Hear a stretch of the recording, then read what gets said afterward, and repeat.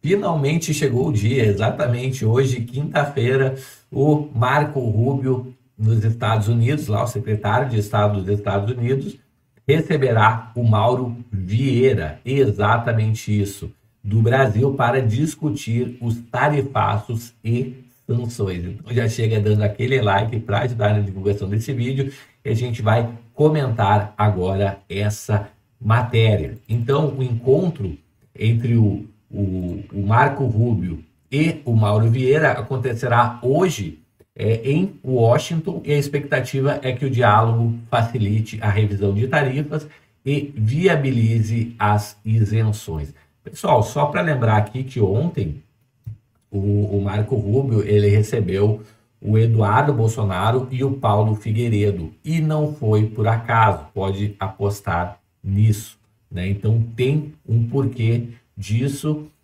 O Marco Rubio com certeza, né, ouviu tanto o Paulo Figueiredo quanto o Eduardo Bolsonaro sobre o que está acontecendo atualmente no Brasil, certo? E muito provavelmente virão solicitações de anistia ampla, geral e irrestrita para que o Brasil, que os Estados Unidos tirem essas tarifas de 40% extras, tá? Então, o ministro das Relações Exteriores do Brasil, Mauro Vieira, e o Marco Rubio se reunirão hoje para tratar de negociações sobre as tarifas de 50% aplicadas pelo governo Trump aos produtos brasileiros, além das sanções impostas a autoridades brasileiras, como perda de visto e Lei Magnitsky.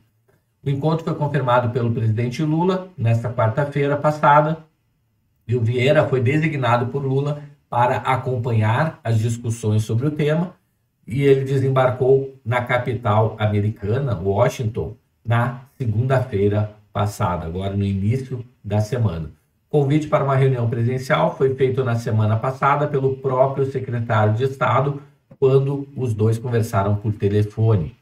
Então, o Rubio, normalmente, ele é chamado pelo Trump quando existem negociações que envolvam mais política, né, e não tanto questões do governo propriamente dito, de tarifas, questões comerciais, e sim quando tem questões políticas. O membro do governo norte-americano é apontado como aliado do deputado federal Eduardo Bolsonaro, que vive nos Estados Unidos desde o início do ano e é apontado como principal articulações das sanções impostas ao Brasil. Inclusive, o Eduardo se encontrou ontem com o Marco Rubio. A expectativa é que o diálogo facilite a revisão das tarifas, viabilize condições para negociação de isenções e reative canais de cooperação econômica e política, garantindo maior previsibilidade para as empresas e o comércio bilateral. De acordo com o Fonte do Governo Brasileiro, a interlocução direta com Marco Rubio aumenta as chances de avanços rápidos, evitando intermediários sem acesso direto ao presidente norte-americano. Pessoal, muito provavelmente o Marco Rubio vai impor ao Brasil que tenha anistia aos condenados aí do golpe do 8 de janeiro, bem como também parar de perseguir a direita aí e os oposicionistas nas redes sociais, né? Liberar a utilização das redes sociais. Mas me conta nos comentários o que você acha que vem dessa conversa aí. Bom, continuando ainda aqui na linha dos Estados Unidos, a gente vê o Donald Trump fazendo uma ofensiva terrestre contra a Venezuela para combater o narcotráfico, e muito provavelmente o amigo do Lula, o Nicolás Maduro, esteja com as horas contadas a partir de agora. Tá? Ontem, quarta-feira, o Trump autorizou ações secretas da CIA, né? E intensificou as operações militares no Caribe. Inclusive, dois aviões gigantes lá, que são responsáveis por levar bombas nucleares, eles ficaram rodeando Caracas por algumas horas. Então, o presidente dos Estados Unidos, Donald Trump, afirmou que considera enviar tropas ao território venezuelano, né, a partir de hoje, tá, pessoal? Então, a partir de hoje, quinta-feira, a CIA já estaria pronta para fazer incursões. Segundo o presidente, as lanchas que foram interceptadas no Caribe, no Mar do Caribe, transportavam drogas suficientes para causar milhares de overdoses. Então, eles explodiram mais uma lancha. É duro, mas você perde 3 narcotraficantes e salva 25 mil civis. Trump também confirmou que autorizou a CIA a conduzir operações secretas na Venezuela. O jornal The New York Times já havia antecipado essa informação. O Trump ele chegou a acusar o regime chavista do Nicolás Maduro de liberar criminosos das prisões e enviá-los aos Estados Unidos.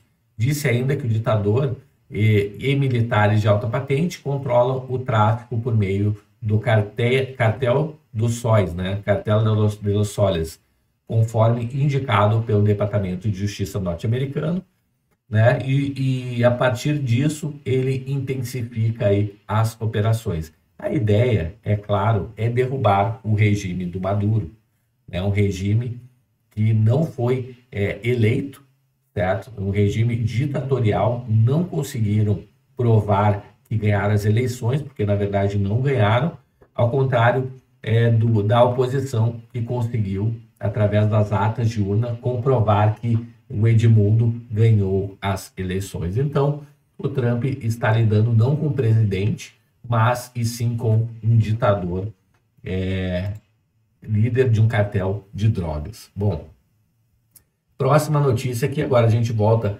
para o Brasil, né, falando aqui que a PGR recomenda que o STJ não notifique Moraes sobre as ações dos Estados Unidos. Pessoal, muito provavelmente vai correr a revelia essas ações e pode complicar e muito a vida de Alexandre de Moraes, tá?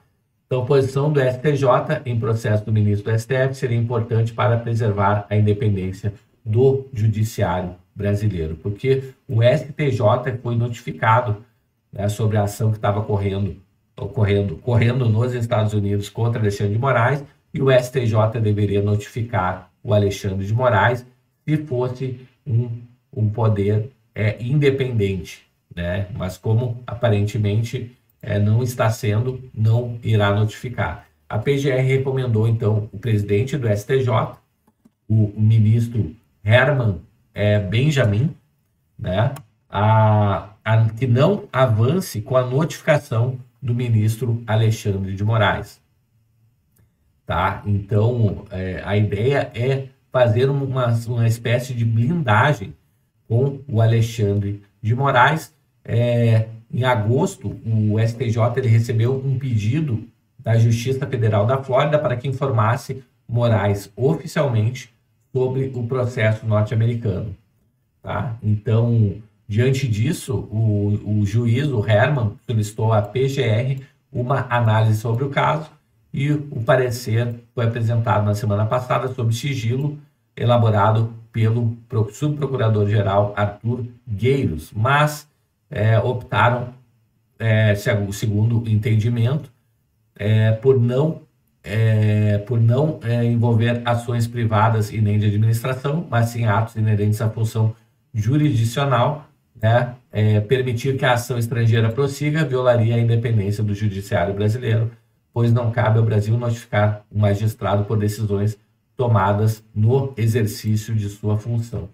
Tá? Então, por essa razão, o órgão entende e defende que o STJ não envia notificação da Justiça da Flórida a Moraes. Pessoal, o fato de não conseguir notificar não quer dizer que o processo não vai correr à revelia. Obviamente, ele já sabe disso, a mídia inteira sabe disso, eu sei disso, você agora sabe disso, então não tem como Moraes não saber disso, dessa ação que está rolando lá nos Estados Unidos.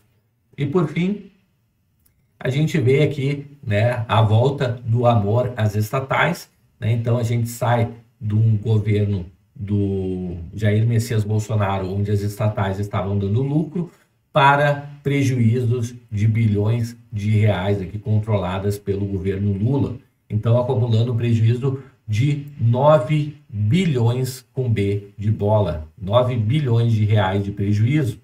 Dados referem ao período até agosto, então desse ano inteiro até agosto. Companhias públicas federais acumulam resultados negativos desde que Lula voltou ao governo. Quem diz, não sou eu que estou dizendo não, pessoal, é a revista Oeste, tá?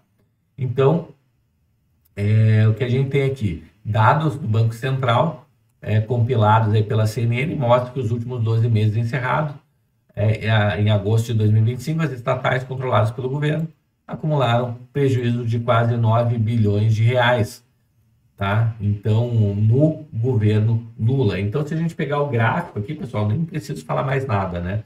A gente vê aqui antes de Bolsonaro, né, governo da Dilma, então a gente vê até 2017 prejuízo.